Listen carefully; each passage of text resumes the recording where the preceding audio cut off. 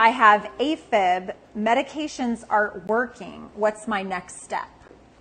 So I think we can answer the second part of the last patient's question and answer that question. So rhythm controlling drugs are reasonable to take. So the last patient's question was whether or not it's reasonable to take rhythm controlling medications before ablation.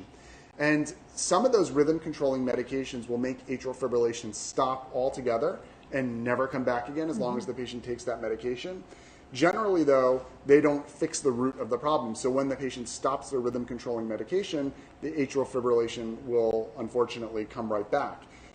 The rhythm controlling medications may not cause any symptoms or side effects, so they may be very tolerable. But for others, it makes it so that the EKG is pretty and they no longer have atrial fibrillation on their EKG, but they've traded the symptoms from atrial fibrillation for the symptoms that come with the side effects of taking a medication. Oh, okay. So if the medications aren't working, then there are a lot of different medications that can be tried, but we don't always just want to keep trying additional different medications.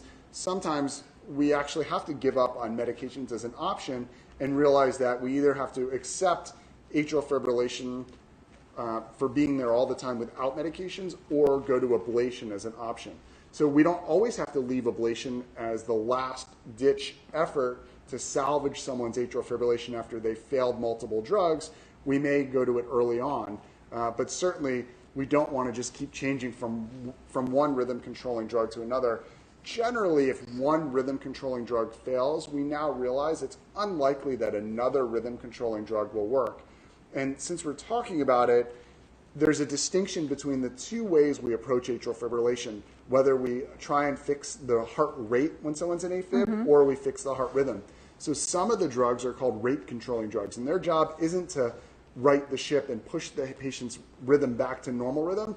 All they're designed to do is make it so there's less symptoms, and when they're in AFib, the heart rate isn't too fast. Those are rate controlling drugs. Rhythm controlling drugs are the ones we focused on mostly today, and those are the drugs that are really designed to fix the rhythm and help it stay in normal rhythm. And they don't cure atrial fibrillation. The idea is that rhythm controlling drugs make the episodes of atrial fibrillation fewer and further between. Typically, the bar that we set for ablation is a little bit different. So we look for rhythm controlling drugs to make it so you have fewer and further between episodes that are less symptomatic, whereas ablation, we set the bar at, we're trying to cure atrial fibrillation so that you don't need to take a medication and so that it never comes back. Now, we may not achieve that. That's the bar we set. We may have to settle for fewer and further between as the outcome of ablation, and that may be reasonable for some patients. So if you're having AFib for an hour a day and you have an ablation and then you're having it for an hour once a month, that might be a good endpoint. And maybe we didn't cure it, but that patient might be actually happy with that outcome and not having to take a rhythm controlling medication. In other patients, the rhythm controlling drug may not be working, so we go for an ablation.